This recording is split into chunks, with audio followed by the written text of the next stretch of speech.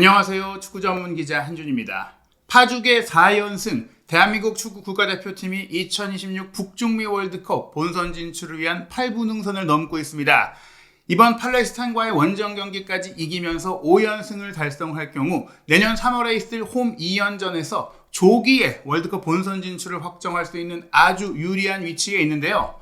부상을 털고 돌아온 캡틴 손흥민 선수는 이번 팔레스타인과의 경기 여러모로 복수의 의미, 서력의 의미, 진짜 한국 축구를 보여주겠다라는 의지를 보이고 있습니다. 100%의 모습을 보여주겠다고 말하면서 승리를 다짐한 이번 경기 주목할 전술적인 포인트, 그리고 우리 대표팀의 압승을 기대하고 예상하는 이유, 지금부터 전술적으로 프리뷰해드리도록 하겠습니다. 2026 피파 월드컵 아시아 3차 예선전 B조 6차전 경기입니다. 우리 시간으로 11월 19일 화요일 밤 11시에 킥오프하고요. 쿠팡 플레이에서 모바일과 온라인 시청 가능하고 KBS2에서 여러분들이 TV 지상파 채널을 통해서 생중계를 보실 수 있습니다. 경기 1시간 전인 밤 10시부터 한준TV에서 여러분과 실시간으로 소통하는 입중계로 이 팔레스타인과의 경기도 해설해드릴 예정이고, 또 이번 경기는 단국대와 국민대에서 축구 전술학을 강의하고 있는 현직 축구 지도자 이동진 감독과 함께 해설해드릴 예정이니까 한준TV 구독, 좋아요, 알림 설정으로 입중계 알림도 꼭 확인해 주시기 바랍니다.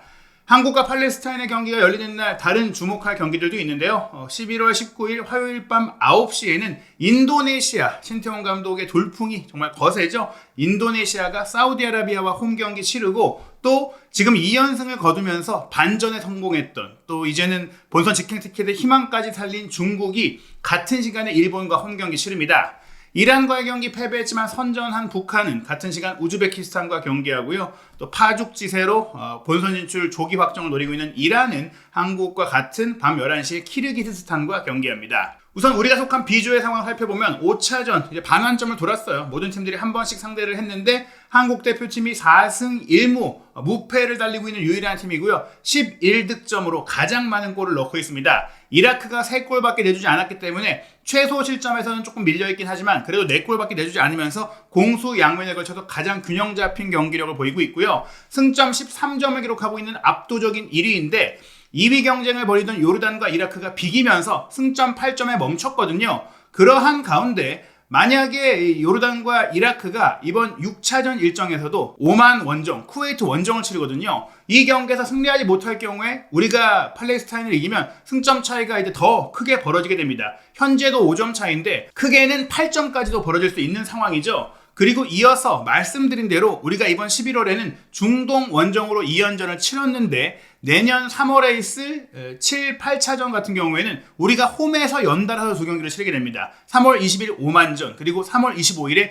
요르단과의 홈 경기를 치르게 되는데, 특히 요르단 같은 경우에는 2위 자리를 경쟁하는 팀이기 때문에 지금 요르단을 우리가 맞대결에서 꺾을 경우에는 사실 잔여 두 경기 결과와 관계없이 우리가 최소 2위를 확보하면서 본선 직행을 결정할 수 있는 그런 상황이 될 수 있고, 개최국인 미국, 캐나다, 멕시코를 제외하고 가장 먼저 본선 진출을 확정하는 팀이 될 수도 있어요. 그런 영광스러운 순간을 만들 수 있다는 점에 있어서도 이번 팔레스타인과의 경기 승리는 굉장히 중요합니다. 팔레스타인은 현재까지 2무 3패 승점 2점으로 B조에서 최하위에 머물러 있지만 우리가 홈에서 비겼던 경기도 있었고, 또 지난 아시안컵 16강에 오르는 돌풍을 만들어내는 등 물론 우리가 얕볼 수 없는 상대예요. 하지만 분명 중립경기장인 요르단에서 경기를 치른다는 점, 특히 우리가 또 이미 지난 10월에 요르단 원정을 경험해보면서 겪어본 경기장이라는 점은 우리 선수들에게 있어서도 굉장히 유리한 조건이라고 할 수 있기 때문에 이번 경기는 오히려 홈에서 할 때보다 더 좋은 컨디션, 더 많은 훈련 기간, 더 좋은 잔디 상태,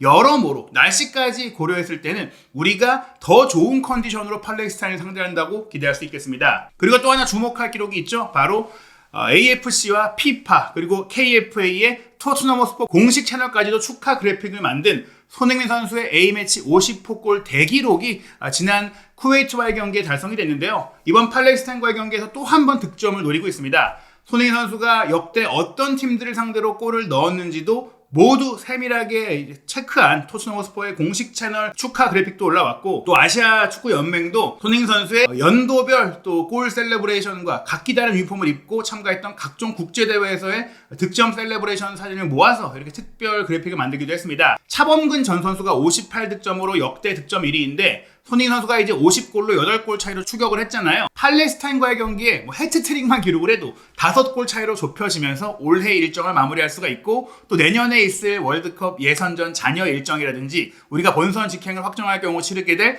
본선 대비 평가전, 그리고 2026년에 있을 이어질 평가전과 본선 경기, 그리고 2027년 1월에 있을 아시안컵까지 손흥민 선수의 대표팀 커리어가 이어질 수 있기 때문에 차범근 전 선수의 기록을 넘어서 최초 60호 골 기록 달성도 충분히 가능한 흐름이다. 그리고 이 기록이 우리나라에서 최고 기록인 것은 물론이고 전 세계적으로도 흔치 않은 득점 기록입니다. 실제로 이제 인터넷 백과사전 중에 가장 또 공신력이 높은 위키피디아에서는 남자 축구 국가대표 경기 득점 기록 리스트에서 50골 이상 선수만 집계해서 표로 만들어서 보여주고 있거든요. 그 기록 안에 이제 손흥민 선수의 이름이 포함이 된 거예요. 현재 뭐 현역 선수죠. 포르투갈의 크리스티아노 호날두가 무려 216경기에 출전을 해서 133득점이라는 남자 축구 사상 최다골 신기록을 계속해서 경신을 하고 있습니다. 20년 넘게 대표팀의 이제 커리어를 이어가고 있는 정말 놀라운 선수죠. 뭐 손흥민 선수의 직접적인 우상이기도 한 호날두가 133득점으로 최고 기록을 갖고 있고, 그 다음이 역시 여전히 은퇴하지 않고 커리어를 만들어가고 있는 아르헨티나의 리오넬 메시가 190경기 112득점을 기록하고 있습니다. A매치 역대 통산 100골을 가장 먼저 넘은 선수는 이란 축구의 전설인 알리 다에이가 148경기에서 109득점을 기록했던 1993년부터 2006년까지의 기록이었는데, 이 알리 다에이가 은퇴할 무렵에 대표팀에 데뷔한 호날두와 메시가 나란히 이 기록을 넘어선 것입니다. 그리고 인도의 수닐 체트리 선수가 2005년부터 이제 올해까지 총 151경기에서 94득점으로 100골에 조금만 못 미치는 기록을 만들고 있고, 또 말레이시아의 모크타르 도하리 선수가 1972년부터 1985년까지 89득점, 그리고 아랍에미리트의 현역 선수인 알리 마부코트 선수가 115경기 85득점 등 아시아 대회는 사실 이제 대표팀 수준의 다양한 대회들이 있잖아요. 서아시아는 뭐 서아시아 걸프컵, 뭐 아랍컵, 또 동남아시아 같은 경우도 자체적으로 아세안 AFF 챔피언십도 있고, 이런 경기들이 많다 보니까 이런 대표팀의 득점 기록을 쌓을 수 있는 뭐 기회들이 많았다고 할 수 있거든요. 그렇기 때문에 이런 기록들보다 좀 더 주목이 되는 것은 역시 호날두, 메시, 그리고 그 다음에 벨기에의 로멜루 루카쿠가 120경기에서 85득점을 넣은 것, 그리고 레전드 중에서는 피파에서 올해 최고의 골을 수여하는 정말 멋진 골의 대명사인 푸스카스가 이제 헝가리와 스페인 대표로서 89경기 84득점을 기록한 것, 폴란드의 로베르트 레반도프스키가 아직 대표팀 은퇴를 하지 않았는데 156경기에서 84득점을 올린 것 등이 탑10 안에 들어있고요. 아직 브라질 대표로 역시 은퇴하지 않은 브라질의 네이마르가 128경기 79득점으로 브라질 역대 최다골이자 역대 남자 축구 A매치 최다 득점 10위 안에 들어있는 선수들입니다. 손흥민 선수가 50골을 기록한 것도 말씀드린 대로 대단한 기록인데요. 이 50골 기록은 최다 득점 남자 축구 76위, 공동 76위에 해당하는 기록이니까 전 세계 남자 축구 대표팀 역사를 통틀었을 때 축구가 시작된 이래에 정말 76위에 해당하는 A매치 득점 기록을 만들었다는 것만으로도 어마어마한 기록이고요. 또 이 공동 76위에 올라있는 선수가 과거 이란의 바겔이라든지 또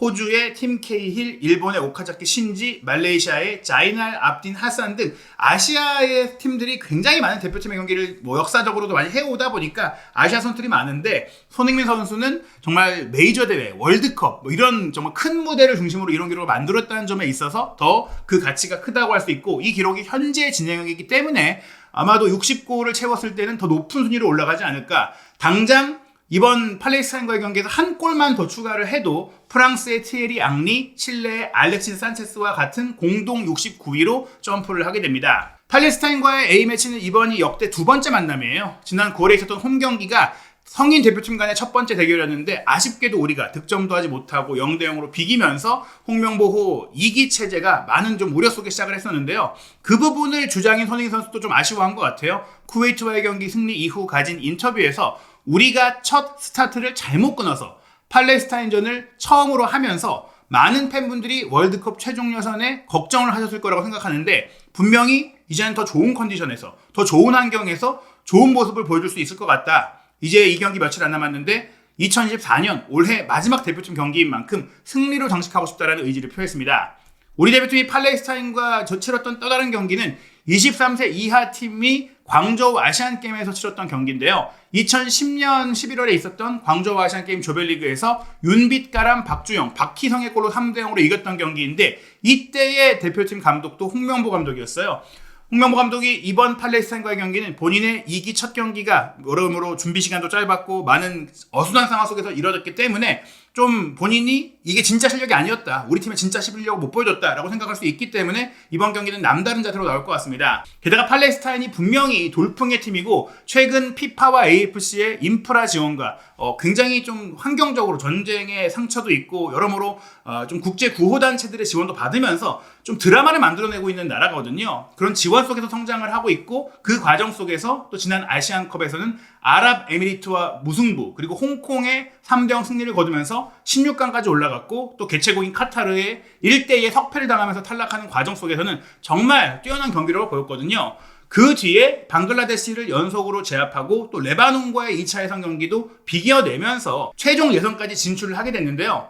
다만 이 방글라데시와의 승리 이후에는 최근에 7경기 동안 팔레스타인이 공식 A매치에서는 이기지 못하고 있다. 한국 원정을 앞두고는 말레이시아 전지훈련을 통해서 말레이시아 프로팀과의 경기를 2대1로 이기면서 한국에 왔고 그 자신감과 기세를 통해서 한국과 0대0 무승부라는 이변을 만들어냈는데요. 그 뒤 강호라고 할 수 있는 요르단과의 홈경기를 말레이시아에서 치르면서 1대3으로 완패를 당했고 그 다음에 이라크 원정에서 0대1로 패배했거든요. 그리고 지난 10월 카타르 도하 중립지역에서 홈으로 치렀던 쿠웨이트와의 경기도 2대2로 비겼는데 거의 이길 수도 있는 내용이었거든요. 그 경기 이후에 좀 승리의 기운이 오는 것 같았지만 또 이번 11월 첫 번째 경기인 오만 원정에서 0대1로 패배하게 되면서 팔레스타인은 사실상 본선 진출을 기대하기 어려운 상황이 됐습니다. 팔레스타인을 이끌고 있는 감독은 마크람 다후브 감독인데요. 튀니지 출신으로 튀니지의 명문팀인 에스페랑스에서 오랫동안 현역 선수로 골키퍼로서 활약을 했던 분인데 2010년부터 팔레스타인 대표팀에서 일을 했습니다. 처음에 골키퍼 코치로 시작을 했다가 수석 코치를 거쳐서 2021년부터 팔레스타인의 성인 대표팀을 맡게 됐는데 그러니까 거의 14, 15년 가까이를 팔레스타인 축구를 지휘해 오면서 팔레스타인 축구를 완전히 꿰고 있는 인물이고 정말 많은 선수들을 알고 있는 인물이라는 점이 주목해야 될 부분인 것 같아요. 꾸준히 본인의 색깔을 입히면서 팀을 만들어 왔다는 것이죠. 팔레스타인의 스카우팅 리포트 기반 정보를 보면 4-4-2 대형으로 투톱의 이제 역습, 좌우 측면에 또 냉렬한 공격, 좌우 풀백도 공격적으로 플레이하면서 4-4-2 기반 타이트한 두졸 수비와 콤팩트한 압박에다가 속공을 펼치는 현대적인 선수비 후역습 축구를 구사하는 팀이라고 볼 수 있고 최전방 공격수인 오다이 다바그 같은 경우에는 벨기에의 샤를루아에서 활약하고 있는 유럽파이기도 합니다. 이 선수에 대해서는 우리가 지난 9월에 홈에서 치렀던 팔레스타인과의 경기에서도 굉장히 인상적인 플레이를 이 선수에게서 볼 수 있었고 또 186cm의 장신 공격수인 자이드 쿤바르 역시 굉장히 날카로운 문전에서의 결정력을 보이고 있다 보니까 분명히 이들의 역습, 빠르고 기술이 좋은 다바그와 힘과 높이를 갖고 있는 쿤바르의 이 조합을 잘 막아야 될 것이고 또 수비 라인에서는 테르마니니가 스웨덴 출신으로서 중앙에서의 빌드업 능력이 좋고 또 오른쪽 풀백으로 팔레스타인의 카일 워커로 불리는 주장 무사브 알 바타트도 굉장히 강력한 오버래핑과 또 끈질긴 측면 수비를 펼치기 때문에 손흥민 선수를 괴롭힐 수 있는 선수로서 실제로 또 괴롭혔던 선수로서 지난 9월에도 좋은 인상을 남긴 바가 있습니다. 게다가 무소속으로 우리와의 경기에서 폭풍 선방을 펼쳤던 타픽 알리 골키퍼가 이번 경기도 변함없이 소집이 됐고 출전을 할 예정이고요. 또 수비 라인의 알 바타트뿐 아니라 지난 오만전에 퇴장 징계로 뛰지 못했던 주전 왼쪽 풀백인 카밀로 살다냐가 이 징계가 해제되면서 우리와의 경기에는 출전할 수 있기 때문에 오만전보다는 또 팔레스타인이 더 강력한 전력으로 우리와의 경기를 소화할 수 있게 됐다라고 보시면 될 것 같습니다. 기존의 베테랑 공격수들 65회 A매치를 소화한 타메드 세얌이라든지 샤를루아 이 벨기에 리그 선수인 오다이 다바그가 건재한 가운데 최근에 또 새롭게 뽑히고 있는 젊은 피도 있습니다. 아부 알리 같이 알 아흘리에서 활약하고 있는 뛰어난 조커, 뛰어난 전방에서의 결정력을 갖고 있는 공격수도 있지만 공격수 알라 알딘 하산 이 선수가 2000년생의 또 유망주이고 또 미드필드 라인에 아메드 사와프타 같은 선수들도 똑같이 2000년생의 좀 좋은 그 조합을 만들고 있는 어린 선수인데 이번 경기는 9월에 뽑히지 않았던 선수들이 또 새롭게 가세한 면도 우리가 주목을 해봐야 될 것 같습니다. 오만과의 경기 0대1로 패배했다라고 말씀을 드렸지만 경기의 실시간 위협도 그래프를 봤을 때는 팔레스타인도 전반 막판이나 또 경기 전반적으로 굉장히 치고받는 경기를 펼쳤고 더 위협적인 기회도 많이 만들었거든요. 점유율은 44%로 밀렸지만 빅찬스는 오히려 2대1로 팔레스타인이 더 많았고 슈팅 숫자도 13대11로 팔레스타인이 더 많았는데 오만 골키퍼가 5번이나 선방을 펼치면서 팔레스타인의 공세를 무력화시켰던 것이 중요했습니다. 4-4-2를 기반으로 경기를 하는데 말씀드린 대로 공격 라인에 좋은 선수들이 많아요. 쿤바르라든지 다바그뿐 아니라 아부 알리 역시 굉장히 날카로운 플레이를 많이 보여주고 있는 선수로서 이 투톱의 움직임, 또 좌우 측면의 윙어들이 좀 안쪽으로 좁혀들어오면서 포톱에 가깝게 움직이면서 좌우 윙백인 알 바타트와 또 왼쪽에 살다네까지 쭉 올라가면 두 명의 중앙 미드필더와 두 명의 센터백, 이 네 명이 박스 형태로 뒤를 지키면서 아주 라인을 높이는 공격적인 축구도 할 수 있는 그런 팀이라는 점이 주목할 만합니다. 지난 10월 A매치 당시에도 쿠웨이트와의 경기에서 무승부를 끌어냈던 과정은 경기 끝까지 굉장한 집중력을 보여줬던 팔레스타인의 공격이 빛났는데요. 미드필드인 카루브가 추가 시간 3분에 올린 긴 얼리 크로스를 쿤바르가 수비 블라인드 사이드에서 달려들어오면서 배우로 들어가서 헤더 슈팅으로 골을 넣었던 장면인데 마치 오세훈 선수의 득점을 연상케 할 만큼 황인범이 올리고 오세훈이 헤더를 연결했던 그 장면처럼 굉장히 전략적인 롱볼 축구로 득점을 했다고 볼 수 있고요. 오만과의 경기 비록 득점이 되진 않았지만 전반 33분에는 오른쪽 사이드에서 알 바타트가 올린 얼리 크로스를 아부알리가 수비 뒤로 딱 돌아 들어가면서 헤더 슈팅을 가져간 게 골키퍼의 기가 막힌 선방에 막혔었고 또 전반 36분에는 왼쪽으로 빠져 움직인 아부 와르다의 크로스 패스를 수비 사이로 빠져들어간 또 아부 알리가 왼발 논스톱 슈팅으로 가져갔는데 이게 골대 옆으로 빗나갔어요. 이 슈팅이 모두 득점이 됐다면 사실 충분히 팔레스타인이 오만 원정에서도 이길 수 있는 경기력을 보였다고 할 수 있습니다. 후반전에도 71분에는 왼쪽 풀백인 나부한이 올렸던 얼리 크로스를 아부 알리가 헤더로 흘려줬고 그것을 바깥쪽에서 쿤바르가 이어받으면서 슈팅으로 가져간 게 하필이면 골키퍼 정면으로 이어지면서 무산이 됐거든요. 이처럼 크로스 패스를 통한 공격, 또 수비 뒷공간, 풀백 뒷공간, 반대편 공간을 노리는 공격은 우리 대표팀 역시 최근에 실점했던 패턴에서 조금 빠뜨리는 장면들, 우리가 쿠웨이트와의 경기에서 실점했던 장면과도 유사하기 때문에 팔레스타인 상대로 이런 기습 공격을 우리가 주의해야 할 필요가 있습니다. 실점 패턴을 보시면 이렇게 공격적인 플레이를 펼치다가 뒷공간을 한 번에 내주는 상황들이 꽤 많이 나오거든요. 오만전 83분에는 알 수부히가 단독 돌파로 뒷공간을 무너뜨리고 때린 슈팅을 골키퍼가 막았지만 흐르던 공을 알 가사니가 따라 들어가면서 밀어넣었거든요. 이런 수비 뒷공간을 우리도 신속하게 오히려 상대를 끌어들이고 올라오게 만들고 한 번에 때려놓고 공략한다면 충분히 우리가 팔레스타인 상대로 대량 득점을 할 수 있다. 또 이른 시간 골을 넣는다면 더더욱이나 잃을 게 없는 팔레스타인, 더 이상 비기는 게 의미가 없는 팔레스타인 상대로 아주 많은 골을 터뜨리면서 이길 수 있다고 생각을 합니다. 특히 최근 경기에 이강인 선수가 조금 부진한 모습을 보이고 있는데 그 반대급부로 중앙 미드필드인 황인범 선수가 공격적으로 올라와서 굉장히 날카롭고 창의로운 패스를 배급하고 있거든요.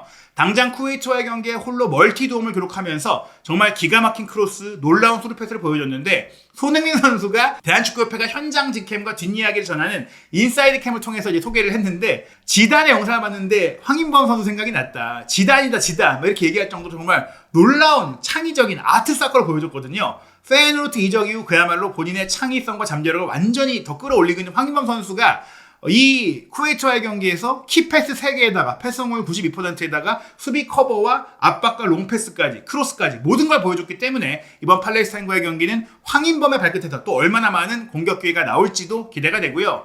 아무래도 굉장히 우리가 이제는 본선 진출에 유망한 상황이 됐기 때문에 다양한 실험과 또 선수 변화가 있지 않을까도 생각이 돼요. 이번 경기는 주민기 선수에게도 출전 기회가 주어지지 않을까 생각이 되면서도 또 주민기 선수가 오세훈 선수와 누가 먼저 나올지는 모르겠지만 뛰면서 오현규 선수와 함께 투톱에 좀 실험을 해볼 가능성도 생각을 해볼 수가 있고 손흥민 선수가 왼쪽, 이재성 선수가 중앙 공격수로 뛰었던 패턴이 있는데 손흥민 선수가 안쪽으로 또 들어오면서 배준호 선수가 왼쪽에서 함께 합을 맞춰보는 상황이라든지 또 오른쪽에서 조금 잠잠했던 이강인 선수 대신에 작은 정우영 선수에게 기회가 주어진다든지 또 이번에 새로 뽑힌 김천 상무의 김봉수 선수라든지 강원FC의 이기혁 선수 등이 새로운 점검을 받는다거나 조유민 선수가 굉장히 의욕을 보였고 또 쿠웨이트와의 경기에 좋은 플레이를 보였지만 경고를 받는 등 좀 아슬아슬한 장면도 있었잖아요. 그런 문제까지 고려했을 때 왼발잡이 센터백인 권경원 선수를 선발로 쓰면서 김민재 선수를 오른쪽으로 배치해보는 또 새로운 수비 실험도 또 이루어질 수 있을까. 그런 과정 속에서 이기혁 선수가 왼쪽 센터백으로도 뛸 수가 있고 또 골키퍼 포지션도 이번 경기만큼은 조현 선수가 좀 쉬쉬를 짜면서 새로 뽑힌 광주의 김경민 선수가 뛸 수 있는 그런 실험의 가능성도 제기가 되고 있습니다. 과연 이번 팔레스타인과의 경기에는 홍명보 감독이 어떤 선발 명단을 내세우고 또 어떤 전술로 상대의 대응법을 보여줄지 팔레스타인과의 경기가 여러모로 우리가 홍명보호 2기 체제에서 유일하게 이기지 못한 경기인데 그 아쉬움을 털어내는 내용과 결과를 보여줄 수 있을지 한준TV 입중계 실시간 소통방송으로 함께 하시고 경기 이후의 분석까지도 확인하시기 바랍니다.